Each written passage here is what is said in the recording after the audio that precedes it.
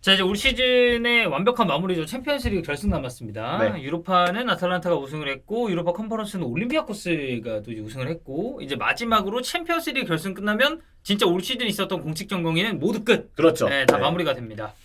자, 도르트문트 그리고 레알 마드리드인데 아무래도 이게 뭐 전체적인 흐름이나 승부의 추는 이제 레알 쪽이 좀 유리할 네. 거라는 전망이 많아요. 그래서 언더독과 탑독이 딱 나뉘죠. 근데 언더독 위치에서 도르트문트가 이미 이전 토너먼트를 다 물리치고 여기까지 왔어요. 그치. 그래서 언더독 구도에서 경기를 치르는 게 도르트문트는 낯설지 않다. 음. 반대로 보면 레알 마드리드는 올 시즌 내내 토너먼트에서 특히 보여준 축구는 사사에 아주 견고했던 손수비 후역습. 그래서 우리가 이제 항상 경기에 대해서 이야기 드릴 때도 그냥 잘 막은 것이 아니다. 안첼로티가 잘 대비를 했고 전술적인 대비가 훌륭했기 때문에 선수비 후역습에 아주 훌륭한 전술과 경기 내용을 우리가 볼 수 있었다라고 얘기를 했는데, 근데 도르트문트도 약간 밸런스를 잡는 스타일이고 레알 마드리드도 밸런스를 잡는 스타일이고, 그리고 뭐 파리 경기 보면은 수비도 뭐 네. 도르트문트 엄청 좋았었고 근데 하니까. 레알은 아무래도 이번에는 더 탑독의 위치에 있는 데다가 아무래도 경기 스타일이나 전력을 보면 레알이 경기 주도를 할 가능성이 높거든요. 그럴 때 도르트문트는 어떻게 막아야 하는지, 레알은 이전 특히 바이언전보다는 조금 더 볼을 점유할 시간이 길 텐데 그럴 때 어떻게 두들겨야 되는지, 오늘 그러한 얘기부터 좀 먼저 시작을 해보면 좋을 것 같습니다. 일단 아마 큰 틀에서 보면 레알이 좀 공격을 많이 전개를 하면서 도르트문트는 이제 수비적으로 좀 내려앉을 가능성이 이제 네. 좀 큰데, 일단 도르트문트 쪽을 먼저 한번 살펴보겠습니다. 도르트문트 수비의 핵심은 뭐 후메이스와 슐로터백 그리고 코벨 골키퍼를 당연히 꼽을 수 있겠지만, 무엇보다 윙의 수비 가담이 전술의 핵심이었어요. 아데미가 이제 뭐 파리전에서도 네. 그렇고 엄청 수비 가담을 성실하게 해줬죠. 주로 이제 산초보다는 역시 아데미가 많이 내려와서 백파이브를 형성할 때가 많았고, 반대편의 경우는 뭐 중앙 미드필더가 커버를 할 때는 마치 백식스처럼 이제 느껴질 때가 좀 많았는데, 그리고 수비 라인을 내리죠. 왜냐면 내리지 않으면 후메이스는 발이 느리기 때문에 뒷공간을 공략당할 가능성이 크고 음바페를 막는데 어떻게 라인을 안 내리겠습니까? 그치. 당연히 라인을 내려서 그동안은 대응을 했습니다. 그래서 수비 라인을 내리고 윙까지 수비 가담을 해서 수비 숫자를 상당히 많이 배치한 느낌이었다는 걸 볼 수 있는데, 만약에 이런데 도르트문트가 선제골을 넣는다. 아, 그러면은 이제 레알 네. 입장에서도 굉장히 까다로운 경기가 될 수 있죠. 그렇죠. 그래서 도르트문트의 수비는 이렇게 좀 살필 수 있겠습니다.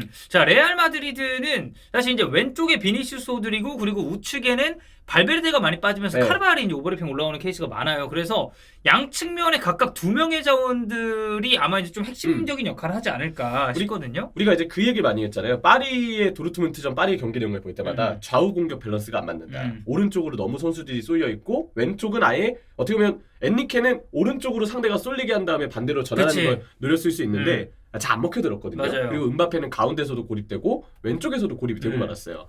그러다 보니까 이제 아무래도 파리의 측면 공격 숫자가 레알보다는 적었다라고 봐야 되는데 그걸 도르트문트는 효과적으로 막았습니다. 하지만 레알의 경우는 숫자가 더 많다는 점을 우리가 참고할 필요가 있어요. 일단 왼쪽을 보시면 비니시우스와 호드리고가 같이 뛰어들기 때문에 같이 왼쪽에 이제 배치하는 강수를 안첼로티 감독이 뒀고, 이게 참 보고 나니까 저렇게 쓰는 것도 되게 괜찮다라고 할 수 있지만 이걸 발상했다는 것 자체가 참 안첼로티가 대단하지 않나. 그래 대단한 거죠. 플랜을 잘 짠 겁니다. 그래서 정말 만약에 아데미가 오른쪽 윙으로 나와서 레알 마드리드의 왼쪽 공격을 막기 위해서 협력 수비를 한다. 그러면 호드리구나 비니시우스는 아데미가 막는다 쳐도 안쪽에 있는 선수, 예를 들어서 비니시우스가 벌렸는데 호드리구가 하프 스페이스로 들어와요. 그치. 그럼 리에르손이 호드리구를 막아야 되는데 지금까지 리에르손 선수가 괜찮은 폼을 토너먼트 때 보여주긴 했지만, 호드리구 비니시우스를 번갈아 가면서 막는다? 부담이 있다는 거지. 이건 아데미도 부담이고. 그리고 여기에 그렇죠. 추가적으로 보면은 이 선수들만 공격하는 게 아니라 지금 우리가 윙만 얘기해서 그렇지. 네. 또 이제 벨링엄 같은 선수들이 그쵸. 당연히 공격 가담을 할 거고. 뭐 페르랑 맨디도 있고. 그렇죠. 풀백 자원들도 이제 생각을 해야 되니까 도르트문트 입장에서 이런 부분이 상당히 좀 골치 아플 수가 있다. 네. 그리고 무엇보다 좌우 공격 균형이 괜찮아요. 꼭 비니시우스 호드리구에게만 의존하는 게 아닙니다. 반대편에 카르바알 올 시즌 폼 미쳤잖아요. 그렇죠. 네. 잘하죠. 발베르데는 말할 것도 없고 뭐 항상 잘했고. 카르바알의 그 빠른 오버래핑과 그 노련한 어떤 움직임이 또 한 번 도르트문트 수비에게는 고민을 안길 것이다. 라는 점이 이제 레알의 공격 전술에 있어서는 포인트가 되겠죠. 네. 이 아데미 선수가 이제 얼마나 수비 가담을 좀 많이 해주고 여기서 이제 어느 포지션에 좀 위치를 잡느냐도 중요할 것 같은데, 일단 파리 경기 때는 기본적으로 출전한 건 레프트 윙이었습니다. 맞습니다. 근데 파리가 이제 오른쪽으로 공격을 할 때는 거의 뭐 윙백처럼 내려와서 네. 이제 파리 공격을 막아서는 모습을 보였어요. 하키미를 막기 위함이었다는 생각이 돼요. 그게 실제로 많이 통했고요. 근데 레알은 이제 아무래도 왼쪽을 두들길 텐데, 그렇다면 아데미의 위치가 왼쪽이 아니고 오른쪽으로 바뀔지. 그쵸, 그러니까 변할지. 네, 그럼 산초가 오른쪽에서 왼쪽으로 가야 되거든요. 근데 산초는 일단 파리전에서는 오른쪽에서 더 번뜩임을 보였는데 왼쪽에서 어떨지는 두고 봐야 되겠고 아데미도 사실 도르트문트에서 그동안 뛴 경기를 보면 아무래도 오른쪽보다는 왼쪽이 더 나았어요.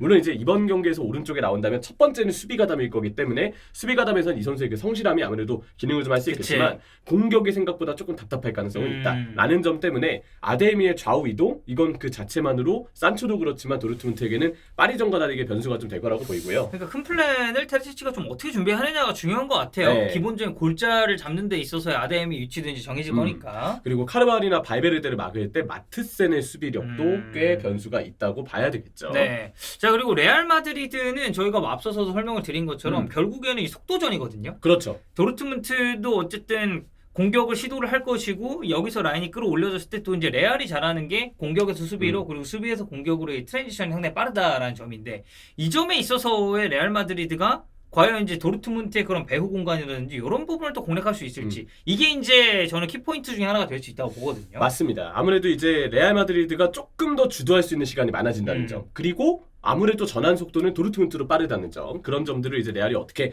반응해낼지 이런 부분이 상당히 좀 궁금한데 도르트문트가 이게 있어요. 압박을 받을 때 전개하는 과정에서 실수가 없다고 말하기는 힘든 팀입니다. 그러니까 완전히 매끄럽다라고 네. 보기는 힘들다는 거고. 그리고 리가에서 봤을 때는 오히려 테리지치가 그 점 때문에 욕을 많이 먹었죠. 빌드업에 있어서 선수들 간격 조절 안 된 거. 그래서 올 시즌 그러니까 분데스리가에서 도르트문트와 챔피언스리그의 도르트문트는 약간 좀 다른 팀 같은 그런 느낌도 있으니까. 그리고 그것도 이제 원래 전반기 때는 이거보다 더 안 좋았어요. 그러다가 이제 누리사인 있죠. 누리사인. 네, 누리사인 수소코치가 이제 겨울에 도르트문트에 오고서 조금 누리사인 그 마트센도 당연히 오고서 조금 더 빌드업의 체계가 누리사인이 약간 조정해준 방식으로 3-2 아니면 뭐 2-4 조금 더 분명한 체계를 갖기 시작했다고 보는데 근데 그렇다고 하더라도 전개하는 과정에서 실수가 없다고 말하기 힘듭니다. 왜냐? 때때로 도르트문트의 공격 장면을 보면 선수 개인 기량에 조금 의존하는 경우들이 보이는데 후메이스나 특히 슐로터백의 롱패스 그렇죠. 뭐 이쪽은 네. 사실 롱패스 뿌려주는 데 있어서는 좋은 자원들이니까. 그리고 브란트의 풀어주는 능력 아데예미의 속도 그리고 산초의 개인 드리블 네, 산초가 사실 이 좀 테크닉적인 부분에 있어서 상대 수비를 약간 우리가 흔히 표현하는 그 녹인다라고 하죠. 이제 그런 장면들이 또 있었으니까. 그렇죠. 그래서 이 네 가지, 뭐 5가지 정도의 요소들이 모두 다 먹혀들어야 이제 도르트문트의 공격이 좀 실수 없이 풀리는데, 근데 아무래도 이게 선수 개인의 우수한 능력이 잘 발현됐다는 느낌이 전더 강하거든요. 근데 그러다 보니까 그 선수 각각의 개인이 봉쇄를 당하거나 컨디션이 완전하지 않을 때는 약간 도르트문트가 공격을 전개하는 방식에 기복이 좀 있었다고 생각을 해요. 그러니까 이게 이제 리스크나 변수가 될 수 있다라는 거고. 그러다 보니까 이제 아무래도 이런 부분들의 실수를 레알 마드리드가 유도하기 위해서 어떻게 해야 되느냐? 강하게 압박을 해야 되겠죠. 네. 근데 레알 마드리드가 토너먼트에서 계속 4-4-2 기반의 선수비 후역습을 해서 그렇지 압박이 약한 팀이 아닙니다. 그렇죠. 이게 뭐 상대하는 팀들이 뭐 바이언이었고 막 이러니까 레알 입장에서도 그런 조심스러운 접근을 했던 거지. 그렇죠. 이 압박 못하는 팀이 아니니 이제 도르트문트 입장에서는 그 압박받는 과정에 있어서의 이제 실수가 좀 나올 수 있다라는 거고. 레알 마드리드가 저는 그래서 압박을 잘했으면 좋겠다. 좀 많이 활발하게 했으면 좋겠다. 그럴수록 도르트문트의 실수를 유도할 가능성은 분명히 있다라고 얘기하고 싶고 그리고 그럴 때 레알 마드리드에게 요구되는 포인트는 몇 가지가 있는데 하나는 슐로터백을 꼭 막을 것. 특히 요즘 슐로터백 롱패스는 웬만한 미드필더 이상이기 때문에 그러니까 이게 레알이 전체적으로 압박을 전개를 해도 슐로터백 롱패스가 한 번에 통과가 되면 그 압박 1, 2선이 그냥 무용지물이 되면서 바로 이제 3선 내지는 이 백라인까지가 바로 도르트문트의 기동성 좋은 자원들한테 노출이 될 수가 있으니까. 그렇죠. 그리고 좌우 풀백의 수비력도 중요하다. 아무래도 산초나 아데미가 역습의 중추를 맡을 가능성이 크기 때문에 그 선수들을 잘 막는 것이 필요하다고 느끼고 거두절미하고 뭐 루닌이 나올지 쿠르투아가 나올지 도르트문트 코벤이 나오겠지만 골키퍼들의 대전도 기대가 되는데 이러한 구도들 도르트문트 입장에서는 결국 뭔가 선수들의 그런 역습 한 방 레알 마드리드가 압박을 하고 주도권을 가진다 하더라도 딸깍 한 방이 있다는 거. 레알의 경우는 경기를 주도하기 위한 공수전환 속도를 빠르게 가져갔을 때 상대 실수를 유도할 수 있는 탑덕의 위치에 있다는 거. 이런 것들이 두 팀이 기대할 수 있는 요소인 것 같습니다. 사실 뭐 파리전에서도 필크루크 한 방, 네. 빵 하고 빵! 도르트문트 진짜 수비 너무 잘했었고 뭐 어쨌든 그런 면은 우리가 좀 봐야 될 것 같고 일단 결장자 지금까지 나온 거를 잠깐 살펴보면 도르트문트는 이제 벤세바이니 포함해서 약간 부상이 의심되는 자원들이 뭐 모레이나 뒤랑빌 알레 같은 자원들이 지금 리스트에 올라 있어요. 뭐 지금 베스트 11에 해당되는 선수들은 아니기 때문에 뭐 크게 걱정은 없고요. 레알 마드리드는 이제 알라바랑 추아메니 여기 이제 루닌이 뭐 이제 바이러스 얘기가 조금 있긴 한데 이거는 상황 지켜봐야 될 것 같긴 합니다. 그리고 뭐 대부분의 레알 팬분들은 그래도 쿠르투아가 나오지 않겠냐라고 예상을 하시더라고요. 어쨌든 루닌이 만약에 빠진다 해도 쿠르투아가 지금 라리가에서 보여줬던 폼이 너무 좋았기 때문에 복귀하고 나서 그렇죠. 기대를 누구를 써도 사실 기량적으로는 너무 좋기 때문에 레알은 아마 이제 골키퍼에 있어서는 뭐 눈이 딱 빠졌다고 해가지고 와 이거 큰일 났다. 만약에 눈이 빠졌는데 캐파 나와야 된다고 하면 이거는 이제 문제인데 네. 이제 쿠르투아니까 그렇죠. 여기에 있어서 조금 덜할 수 네. 있는 것 같고 추멘의 이제 자리를 어떻게 할 것이냐 그렇죠. 그런 점은 변수가 되겠죠. 네. 자 일단 뭐 기록적인 것도 저희가 뭐 간단하게만 짚어보면 도르트문트는 지금 에인트호번, 아틀레티코 마드리드, 파리 생제르맹 꺾고 결승 왔고요. 리그에서 행보가 좀 안 좋았지만 챔피언스리그는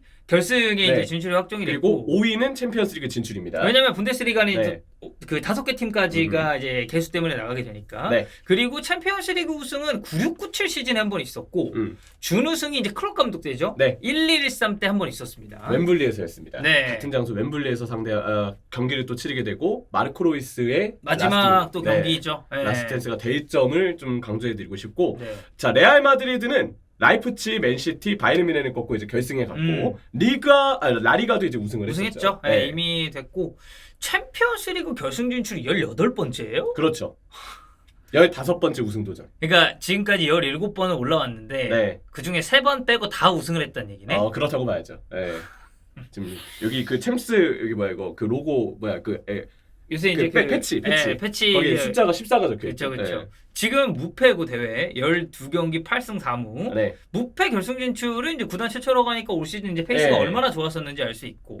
UEFA 대회 마지막 준우승이 83년에 유러피언 커미너스컵인데 이때 네. 에버딘 상대 이때 이제 퍼거슨의 에버딘. 그렇죠. 퍼거슨 감독. 그러니까 퍼거슨 감독이 맨유를 잡기 전에 그러니까, 에버딘. 네. 네. 그리고 레알 마드리드를 에버딘으로서 이제 네. 잡아낸 거였고. 그때가 이제 레알 마드리드의 UEFA 대회에서 마지막 준우승이라는 게 다시 한번 좀 대단하게 느껴집니다. 그리고 보니까 도르트문트 상대 7경기 중 6경기에서 경기당 2득점 이상이면 이건 도르트문트 만났을 때 그래도 되게 셌다라고 네. 우리가 생각을 해야겠네. 후스코어드에서 저희가 또 발췌했던 기록인데 그만큼 그간에는 그래왔다. 하지만 결승은 단판이고 네. 또 다른 점이 있을 것이라는 얘기를 드리고 싶고 이게 좀 근데 주목할 포인트예요. 독일 팀 상대 도르트문트의 독일 팀 상대 UEFA 대회 레알 마드리드의 성적이 20경기 13승 6무 1패. 1패 누구예요? 대단하죠 일단. 네. 네. 1패 누군지 어딘지는 기억이 잘 안 나는데 이거 엄청 센 거고 우승하면 지금 모드리치 카르바흐는 6번째 챔피언스리그 우승을 또 도전하는. 왜냐하면 프란시스코 헨토 레알 마드리드 헨토. 레전드죠. 네. 헨토가 현재 챔피언스리그 유러피언컵 최다 우승 선수예요. 이게 6번인데 이제 모드리치랑 카르바흐이 그 헨토와 타이를 이루는 것을 도전하는 거죠. 와 6번 챔피언스리그 우승 그리고 안첼로티 이거 우승하면 5번 챔피언스리그 우승. 와 미쳤죠. 네, 뭐 여러모로 지금 주목할 네. 만한 포인트도 굉장히 많은 결승인 것 같고. 근데 이게 기록이 찼다 보니까 일단 레알 쪽이 많이 나왔거든요. 근데 챔피언스리그 뭐 어쩔 수 없지 레알 마드리드 기록이. 근데 도르트문트 팬들도 아실 거예요. 언더독의 위치에서 탑독을 꺾을 때 재미를. 그리고 그치. 레알 마드리드는 알 겁니다. 우리는 탑독 위치에서 한 번도 좌절한 적이 없다는 진짜 걸. 에버딘 빼고 다 나와라 이 새끼들아. 약간 이런 버거슨만 느낌이니까. 빼고. 그러니까 네. 참 재밌는 매치업이 성사됐다고 다시 한번 얘기 드릴 수 있겠죠. 네, 어쨌든 한 시즌 동안 여러분들 축구 보시느라 정말 고생 많으셨고요. 저희 또 챔피언스리그 결승전도 이스타TV 입중계 하니까 경기 틀어놓으시고 입중계 틀어놓으시고 재밌게 네. 즐겨주셨으면 좋겠습니다.